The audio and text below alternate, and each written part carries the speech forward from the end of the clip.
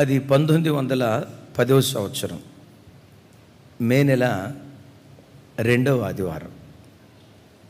ఒక యవ్వన అమ్మాయి మందిరానికి వెళ్ళింది.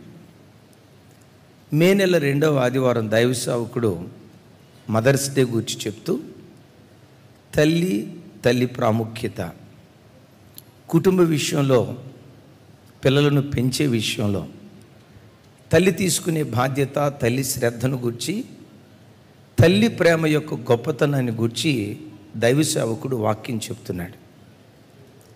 ఆ వాక్యం వింటున్న ఒక యవ్వన కుమార్తె వాక్యమైనంతసేపు ఏడుస్తూ ఉంది. వాక్యం అయిపోయిన తర్వాత దైవజనుడి దగ్గరికి వచ్చి, అయ్యా మిమ్మల్ని ఒక అభ్యర్థన, ఒక మాట అడుగుతా, ఏంటో చెప్పరా తల్లి అన్నాడు సేవకుడు. మీకు అవకాశం ఉంటే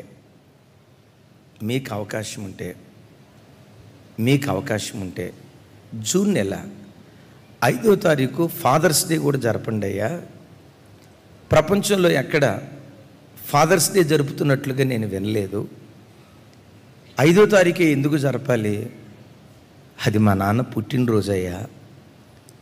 మీ నాన్న గొప్పతనం ఏంటమ్మా? మా అమ్మకు నాన్నకు 5గురు పిల్లలం. మా చిన్న చెల్లి అలా భూమి మీద పడిందో లేదో మా అమ్మ చనిపోయింది.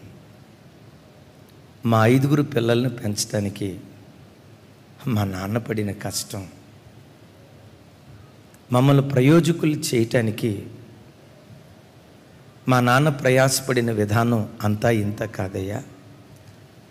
లోకంలో చాలామంది తండ్రులు ఉంటారేమో, కానీ నా తండ్రి అంత మంచి తండ్రి భూమి మీద ఇంకొకళ్ళు ఉండరేమోనయ్యా. మేము చిన్న పిల్లలుగా ఉన్నప్పుడు మా నాన్నే మాకు తండ్రి అయ్యాడు, మాకు తల్లి అయ్యాడు. మా జీవితంలో సమస్తము మా నాన్నే. మీరు అమ్మ ప్రేమ చెప్తూ ఉంటే నా బ్రతుకులో అమ్మ ప్రేమ ఎట్లుంటుందో తెలియదయ్యా.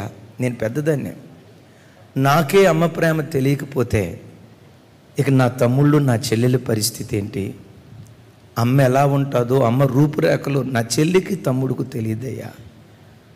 మమ్మల్ని పెంచిన విషయంలో మా నాన్న పడిన ప్రయాసం, మా పట్ల కనపరిచిన శ్రద్ధ, ఇదంతా గుర్తు తెచ్చుకొని ఫాదర్స్ డే జరపాలి అని అనుకుంటున్నాను.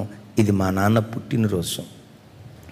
దైవజనుడు అన్నాడట, ఈ వారం వచ్చే వారం నాకు వేరే ఎంగేజ్మెంట్స్ ఉన్నాయమ్మా, నీ అభ్యర్థన కాదనకుండా ప్రతి సంవత్సరం జూన్ నెల 3వ ఆదివారం ఫాదర్స్ డేగా నేను ప్రకటిస్తాను.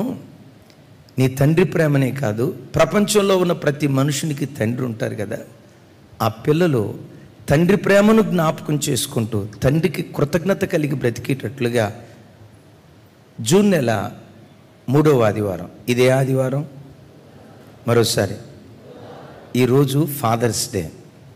క్రైస్తవులో వచ్చేట